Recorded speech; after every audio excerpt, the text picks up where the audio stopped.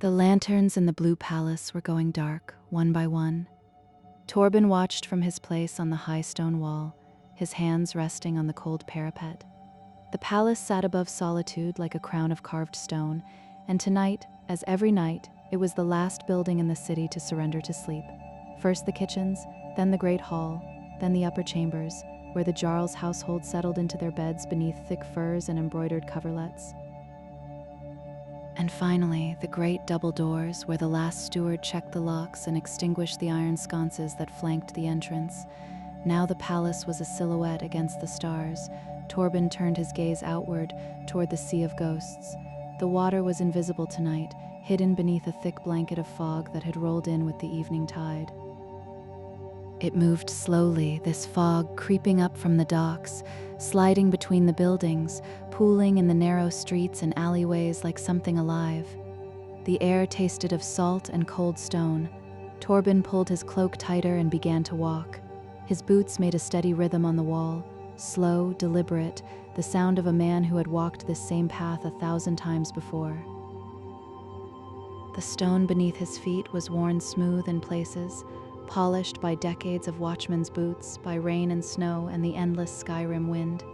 He knew every crack, every uneven join. He could walk this wall in full darkness and never stumble. Tonight, though, there was light, pale and silver, filtering down through the fog. Masser hung low in the sky, nearly full, and Secunda trailed behind it like a smaller, shyer sister. Together, they turned the fog into something soft and luminous, a glowing shroud that muted the edges of the world. Torben paused at the corner where the wall turned south. Below him, Solitude stretched out in layers, the steep pitched roofs of the merchant quarter, the narrow chimneys of the residential streets, the dark bulk of the Bard's College with its tall arched windows. Smoke rose from a few scattered hearths, thin gray threads that vanished into the fog. Somewhere down there, a dog barked once, then fell silent. Somewhere a shutter creaked in the wind, but mostly the city was quiet. Torben leaned against the parapet and let himself rest for a moment. He was not a young man anymore. His back ached at the end of a long patrol, and his knees protested the stairs. His hair, what was left of it, had gone the color of winter ash, and his hands were gnarled and stiff in the cold. But he was still strong enough to walk the walls, still steady enough to keep watch. And tonight, like every night, he would do his duty. The wind picked up, coming in from the sea, and it carried with it the smell of brine and wet wood and distant fish. Torben breathed it in, slow and deep, and felt the cold settle into his lungs. This was Solitude's smell, salt and stone and the sea. He pushed away from the wall and continued his walk, following the curve of the parapet as it traced the city's edge. To his left, the buildings pressed close, their rooftops nearly level with the wall. To his right, the drop was steep, down to the lower streets, and beyond them the cliffs that fell away to the water. He passed the watchtower where the day guard had been posted. It was empty now, the brazier cold, the wooden door swinging slightly in the wind. He passed the old iron bell, green with age, that had not been rung in 15 years. He passed the place where the wall had been repaired after the great storm, the new stones still a shade lighter than the old. And as he walked, the city continued to quiet. A last light went out in a window below. A cat slipped across a rooftop, silent and quick. The fog thickened, rising higher, until Torben could no longer see the streets clearly, only shapes, suggestions, the soft glow of a lantern here and there like fireflies in the mist. He reached the northern corner, where the wall met the great stone arch that spanned the entrance to the city. From here he could hear the sea more clearly, the slow, rhythmic wash of waves against the base of the cliffs, the creak of the docked ships down in the harbor, the distant cry of a gull that had not yet settled for the night. Torben stopped and listened. This was his favorite part of the patrol, this moment when the city had fallen quiet, but the world beyond the walls was still awake. The sea never slept. The wind never stopped. And standing here, on the edge of Solitude, Torben felt the vastness of it all, the cold northern waters stretching away into darkness, the mountains rising in the distance, the sky opening up above him, endless and full of stars. He was small here, a single watchman on a wall in a city that was itself just a small cluster of stone and wood perched on the edge of the world. But he was here, and that was enough. Torben took one last look out at the fog and the hidden sea, then turned and began to descend the steps that led down from the wall. The stone stairs were narrow and steep, spiraling down into the city proper, and Torben took them slowly, one hand on the cold wall for balance. At the bottom, he stepped out into the quiet streets of Solitude. The fog was thicker here, pooling between the buildings, turning the familiar lanes into something softer, dreamlike. Torben walked slowly, his boots muffled on the cobblestones, his breath misting in the cold air. Ahead, through the fog, he saw a light, warm and steady, glowing from a low doorway. The bakery. Torben smiled and walked toward it. The warmth reached him before the light did. Torben felt it on his face as he approached the bakery, a gentle heat that pushed back against the fog and the cold, that smelled of yeast and flour and bread baking in stone ovens. The door was propped open just slightly, and through the gap Torben could see the flicker of firelight and the shadow of movement within.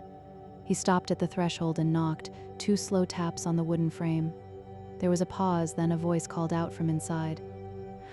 "Come in, Torben." Doors open. He stepped through into the warmth. The bakery was small, low-ceilinged, the walls lined with wooden shelves and flour-dusted work tables. 2 large ovens dominated the back wall, their iron doors closed, their bellies glowing with banked coals. The air was thick and humid, heavy with the smell of rising dough and sweet, toasted grain. And there at the main work table stood Margaret. She was kneading dough, her hands working in a steady rhythm, pressing and folding, pressing and folding. Her sleeves were rolled to her elbows, her apron dusted white, her gray hair tied back in a simple braid. She looked up as Torben entered and smiled. "Late patrol tonight," she said. "Same as always." Margaret shook her head, still smiling, and returned her attention to the dough. "You should be home," she said, "asleep in a proper bed." "So should you. But I have an excuse.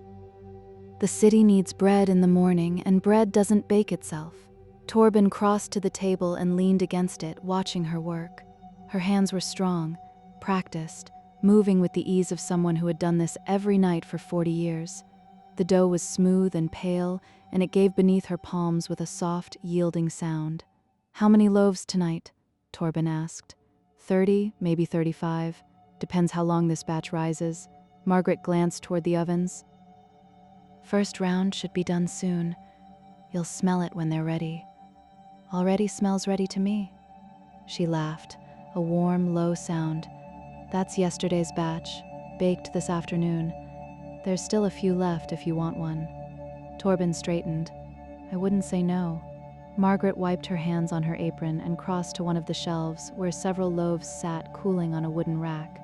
She selected one, a round golden loaf with a crisp, crackled crust, and broke off a generous heel. "Here." "Still soft." She handed it to him, and Torben took it, feeling the warmth of it in his hands.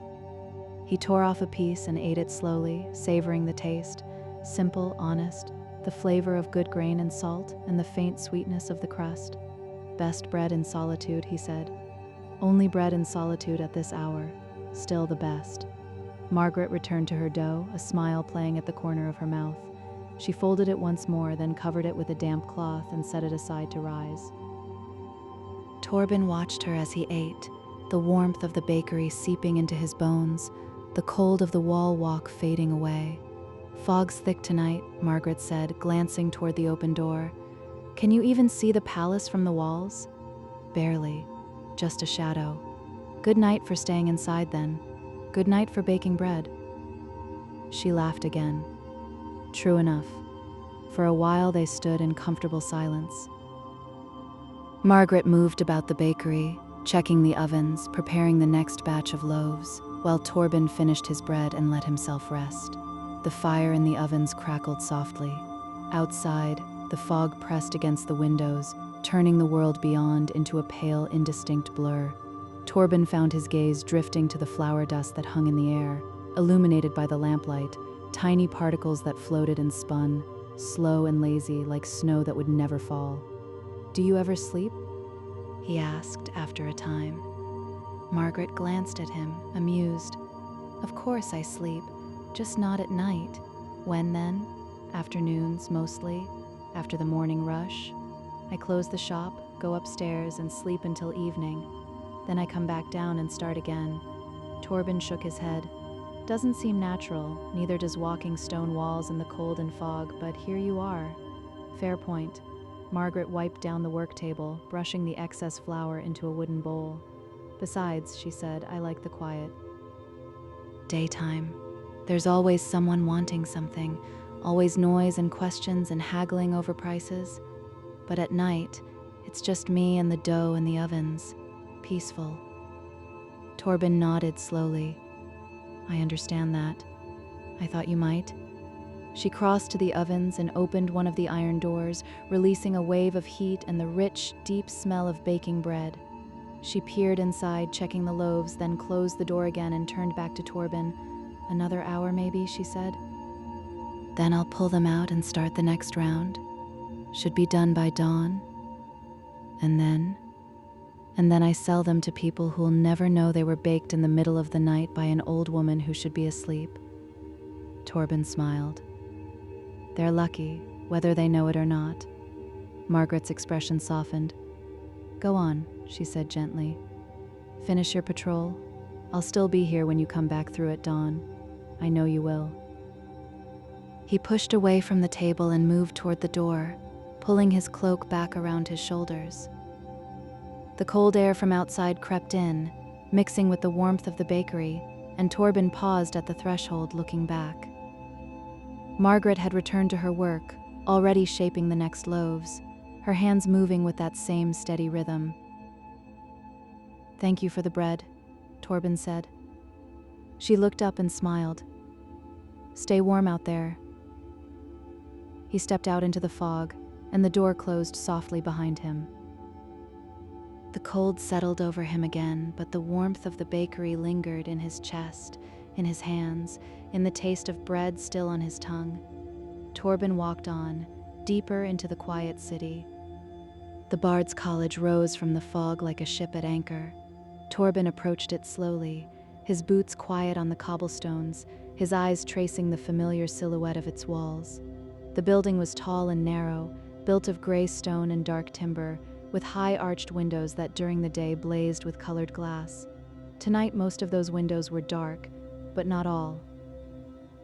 Torben slowed as he passed beneath the eastern wall, where a single window on the second floor still glowed with warm lamplight. He stopped and looked up.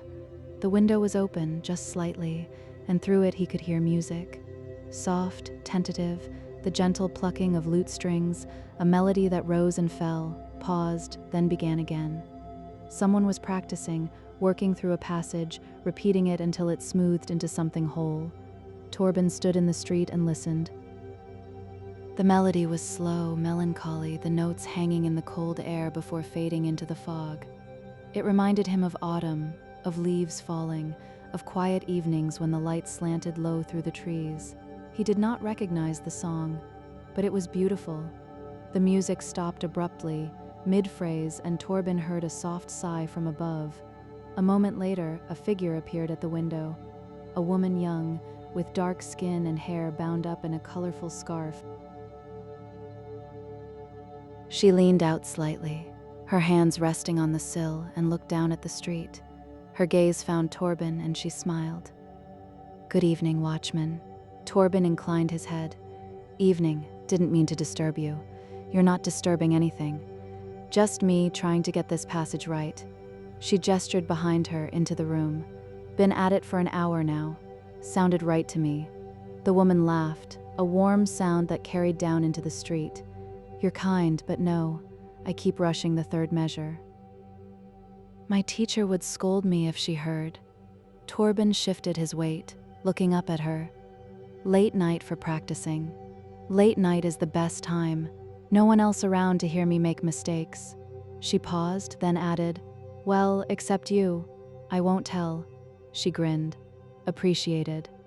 For a moment, they stood in comfortable silence, the watchman in the street and the musician at her window, the fog swirling gently between them.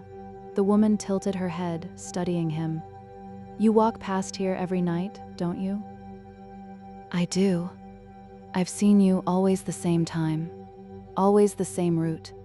Torben nodded. "Keeps the city safe? Or keeps you moving?" He smiled faintly.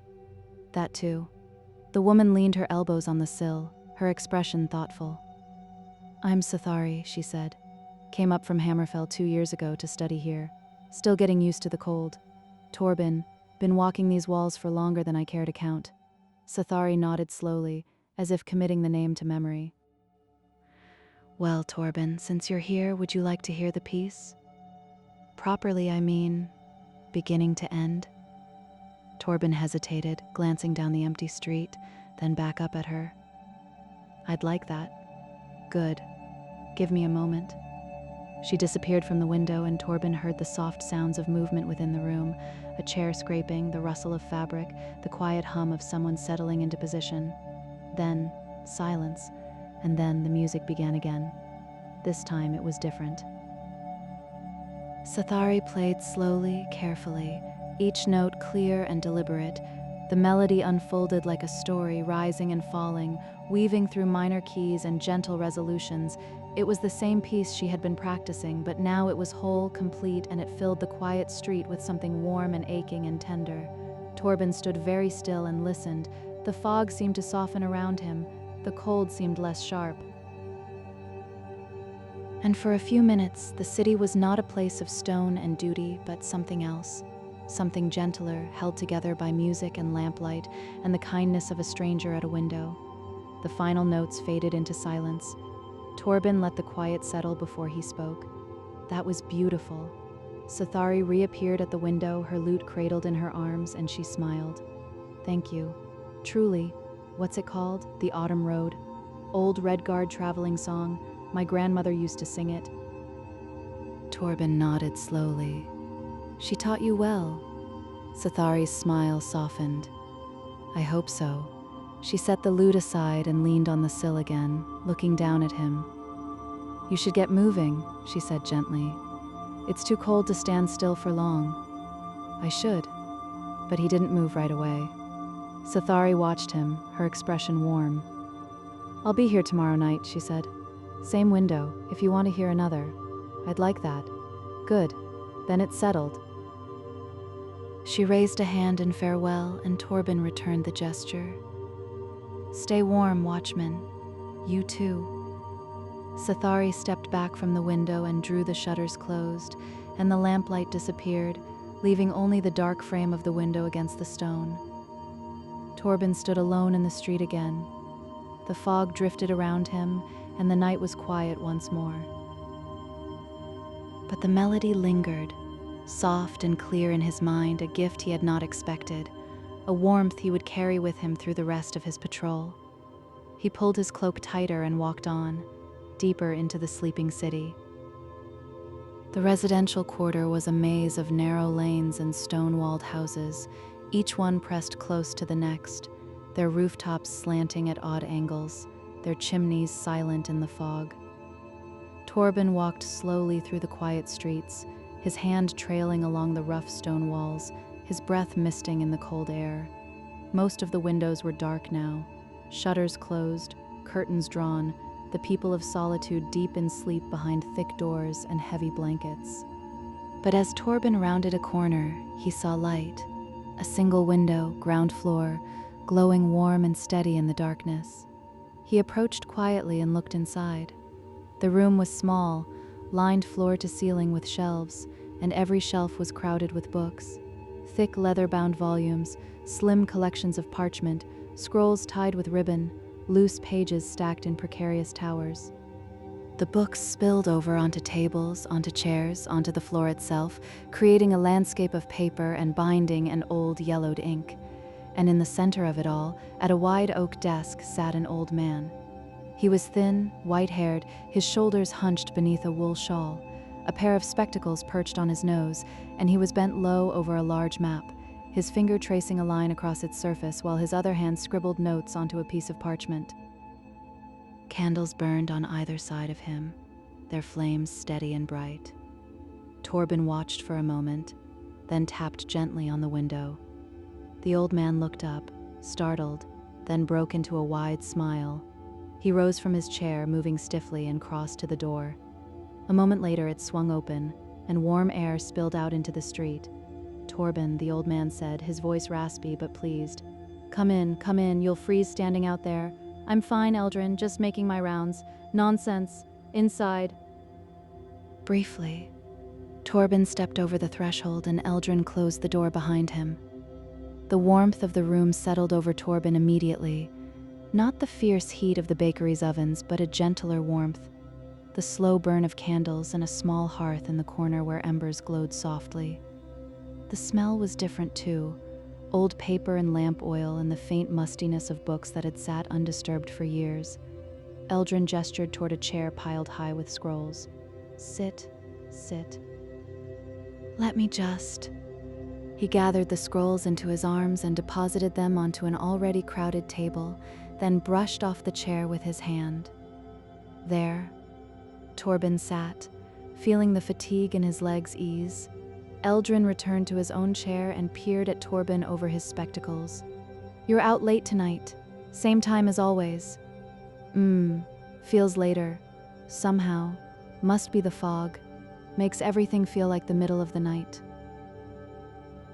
Torben glanced at the desk, at the map spread across it, at the notes scattered around like fallen leaves. "What are you working on?" Eldrin's eyes lit up. "Ah, trade routes. Old ones from the Second Era. I've been comparing maps from different sources, trying to trace the paths merchants took between Solitude and the Reach. Fascinating stuff, really. Did you know there used to be a river crossing near Karthwasten that's completely gone now? Dried up, or the course changed? Hard to say." Torben nodded, though he understood only half of it. "Sounds complicated." "It is, but that's what makes it interesting." Eldrin leaned back in his chair, his fingers steepled beneath his chin. No urgency to it, you see. No one's waiting for this research. No one cares whether I finish it tomorrow or next year or never. It's just satisfying, piecing things together, finding connections. Torben smiled faintly. "Must be nice, working on something with no deadline." Eldrin chuckled. "It is. Though my daughter thinks I'm wasting my time. She says I should be resting at my age, not hunched over maps at all hours. What do you think?" The old scholar was quiet for a moment, his gaze drifting to the map on his desk. "I think," he said slowly, "that rest is what you do when you're done. And I'm not done yet." Torben understood that. He nodded, and the two men sat in companionable silence for a while. The candles flickered. The embers in the hearth glowed softly, pulsing like a slow heartbeat. Outside, the fog pressed against the window, turning the world beyond into a pale, formless blur. Eldrin broke the silence first. "How's the city tonight?" "Quiet. Everyone's asleep except the baker and a musician at the college." "As it should be." Eldrin adjusted his spectacles. "And you? How much longer on your patrol?" "Few more hours. I'll check the lighthouse, then circle back through the upper streets. Should be done by dawn." "Long night. Always is." Eldrin studied him for a moment, then leaned forward slightly. "You should sleep when you're done, Torben. Properly, I mean. Not just a few hours on a bench in the guardhouse. I sleep enough. Do you?" Torben didn't answer right away.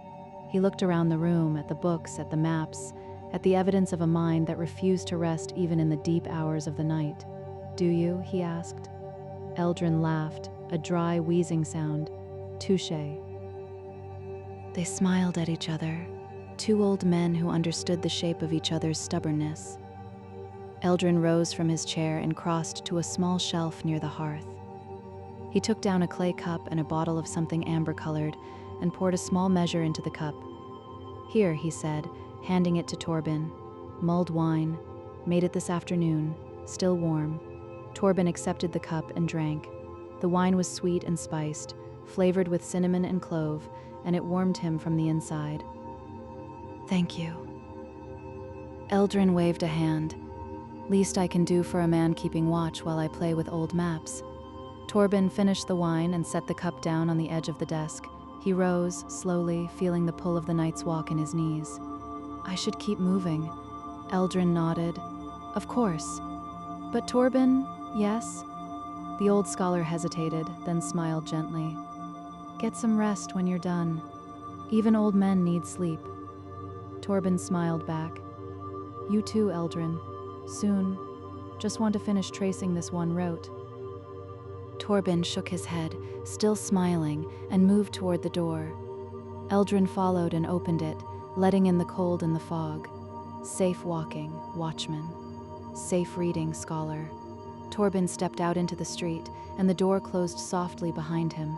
He stood for a moment, looking back at the glowing window, at the silhouette of Eldrin already bent over his maps again, lost in his work, lost in the quiet joy of a question with no urgency and no end. Torben turned and walked on. The fog wrapped around him like a cloak, and the city grew quieter still.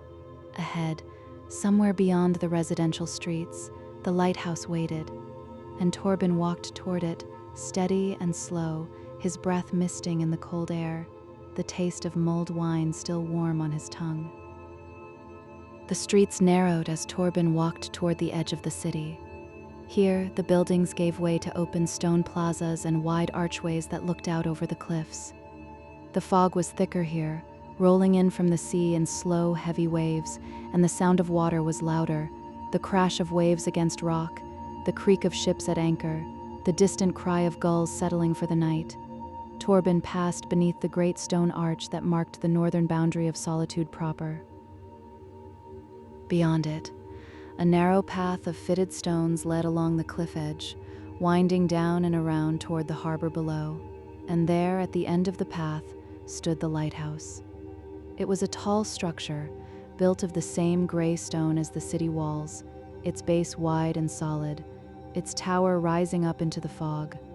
At the top, the beacon turned slowly, casting a broad beam of light out across the water, sweeping through the darkness in a steady, endless rhythm. Torben had walked this path 1,000 times. He knew every stone, every crack, every place where the wind hit hardest. Tonight, he walked it carefully, the fog obscuring the drop to his right, the sound of the sea rising up from below. At the base of the lighthouse, a heavy wooden door stood slightly ajar. Warm light spilled out into the fog. Torben pushed the door open and stepped inside. The interior was circular, the walls lined with shelves and hooks and coils of rope. A narrow iron staircase spiraled up into the tower, disappearing into shadow above, and in the center of the room, beside a small iron stove, sat a man. He was broad-shouldered and gray-bearded, his face weathered by years of wind and salt. He wore a heavy wool sweater and thick gloves with the fingers cut away, and he was mending a section of net, his hands moving with practiced efficiency. He looked up as Torben entered, and his face broke into a grin. "Torben, you old bastard. Thought you might skip me tonight." Torben closed the door behind him, shutting out the cold. "When have I ever skipped you, Hallmar? There's a first time for everything. Not tonight." Hallmar set the net aside and rose, his joints creaking audibly. He crossed to the stove and lifted a blackened kettle from its surface. "Tea, please?" Hallmar poured 2 cups of dark, steaming liquid and handed one to Torben. They stood together in the warmth of the stove, sipping the tea in silence. It was bitter and strong, flavored with something herbal that Torben couldn't name, and it cut through the cold in his bones.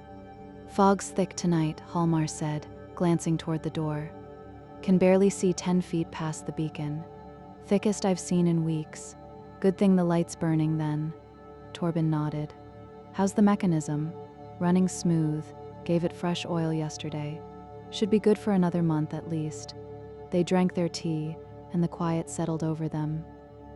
Above, the beacon turned with a slow, mechanical rhythm, a faint grinding sound, metal on metal, the creak of gears and the soft whoosh of the light sweeping past.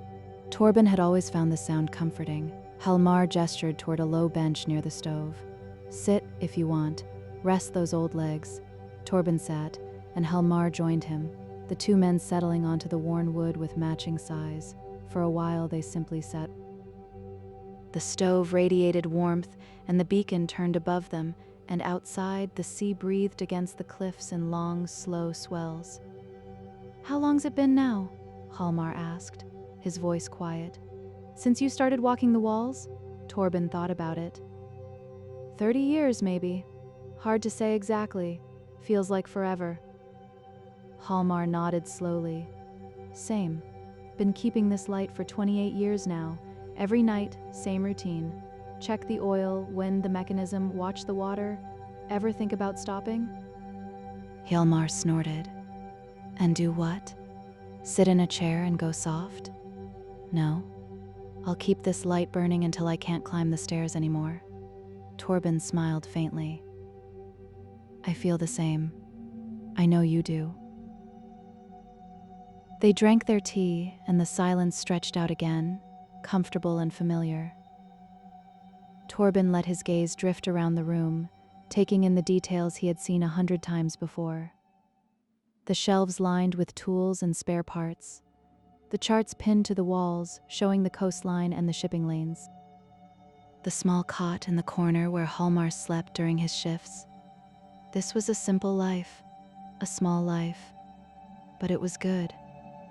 Halmar cleared his throat. "You remember that storm?" he said. 8 years back. The one that took down the old dock." Torben nodded. "I remember. Thought the lighthouse was going to go over that night. Wind was screaming, waves coming up over the rocks, and the whole tower was shaking. I was up top, trying to keep the beacon lit, and I swear I could feel the stone shifting beneath me. But it held. It held." Halmar shook his head, a small smile on his lips. "Damned thing's stronger than it looks. Like you." Halmar laughed. "Maybe. Or maybe I'm just too stubborn to fall over that too." They finished their tea, and Halmar rose to refill the cups from the kettle. Outside, the fog pressed against the small round windows, and the sound of the sea was a constant, rhythmic presence. Torben felt the warmth sinking into him, the fatigue of the long night easing just slightly. This was the best part of his patrol. Not the walls, not the streets, but this, sitting with an old friend in the warmth of the lighthouse, sharing tea and silence, and the understanding that came from years of doing the same work, in the same place, night after night. Hjalmar handed him the refilled cup and sat down again. "How much longer you got tonight?" he asked. "Another hour, maybe?" "I'll head back through the upper streets, check the guardhouse, then I'm done.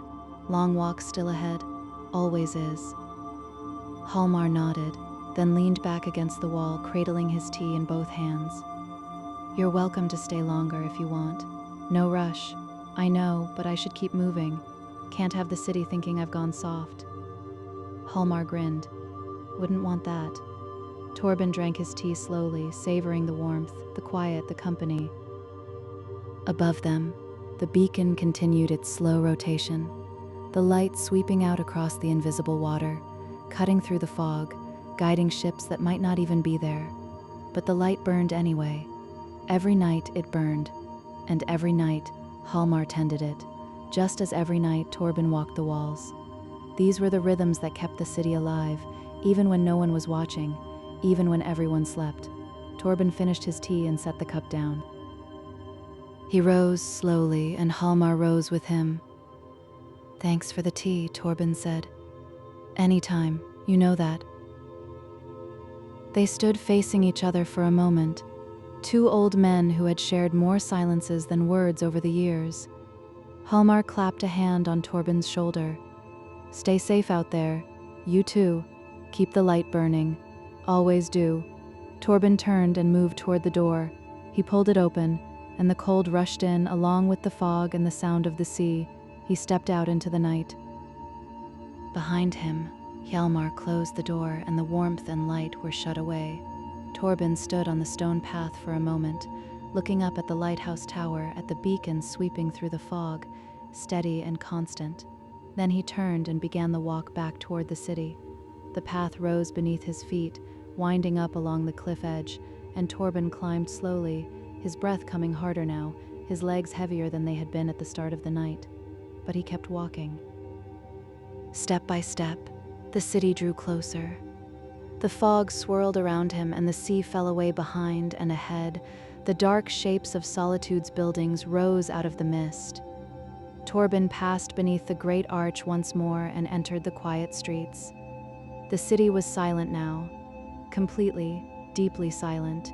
Even the fog seemed to have settled, no longer moving, just hanging in the air like a held breath. Torben walked through the empty lanes, his boots the only sound, his breath the only movement. He passed the scholar's window, dark now, candles extinguished. Eldrin had finally gone to bed. He passed the Bard's College, all the windows dark, Sathari asleep, her lute resting silent in its case. He passed the bakery. Margaret's light was out as well. The ovens cooling, the bread baked and waiting for morning. The city had given itself over to sleep, and Torben walked alone through it, the last man awake, the last watchman on duty. He climbed the steps toward the upper streets, toward the guardhouse where he would finally rest. His legs ached, his back ached, but he was almost done, almost home.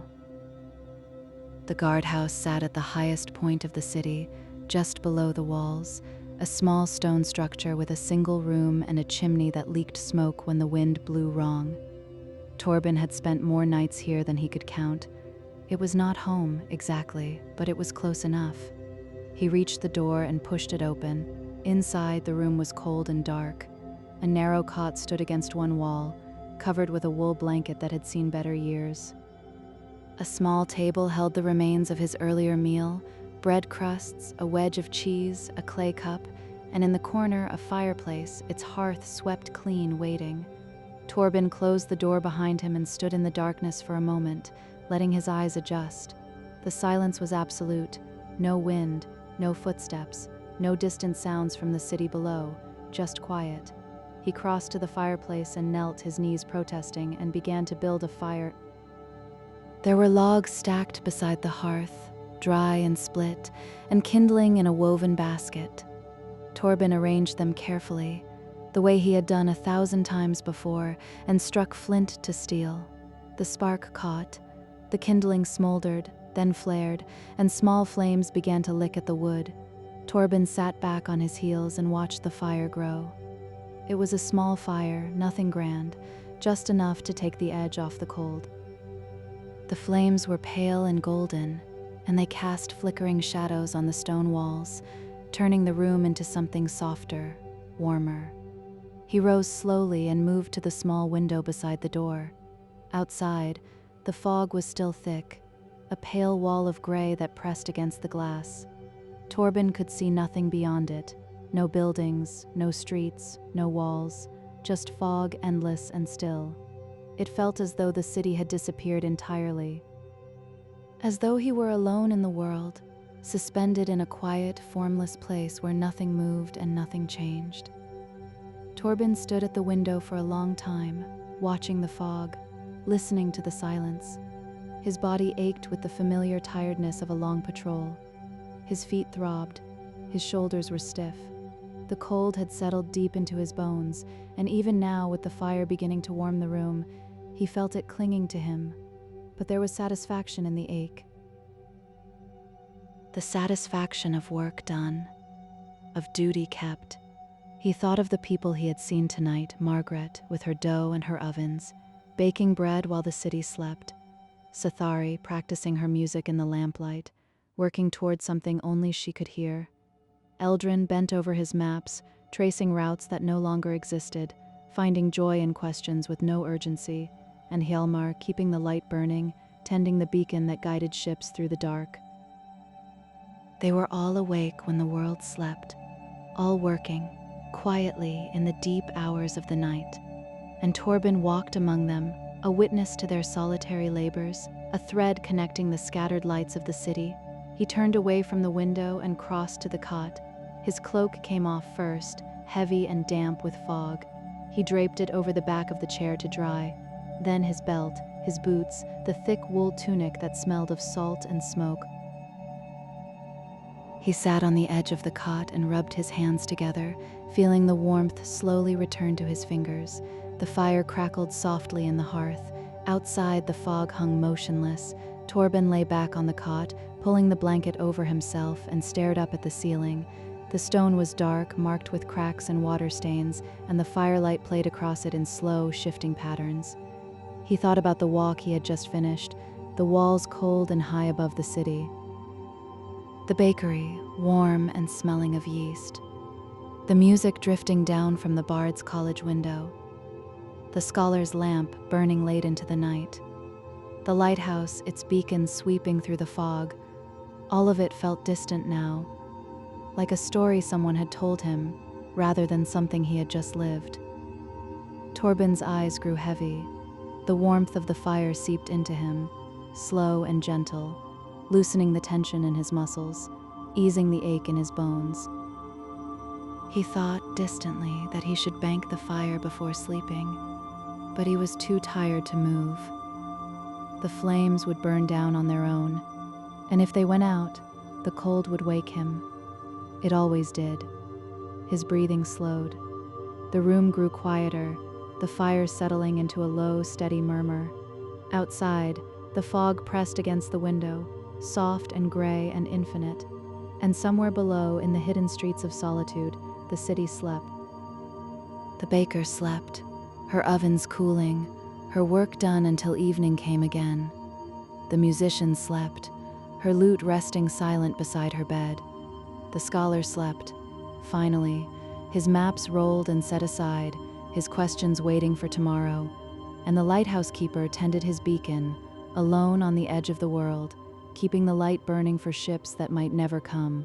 Torben's eyes closed, the fire crackled, soft as a whisper, the fog drifted. The sea breathed against the cliffs, slow and rhythmic, like the heartbeat of something vast and ancient, and Torben slept. His patrol was done, the city was safe, and the night, deep and quiet and kind, settled over Solitude like a blanket. Good night, Margaret. Good night, Sathari. Good night, Eldrin. Good night, Hjalmar. Good night, Torben. Good night, Solitude.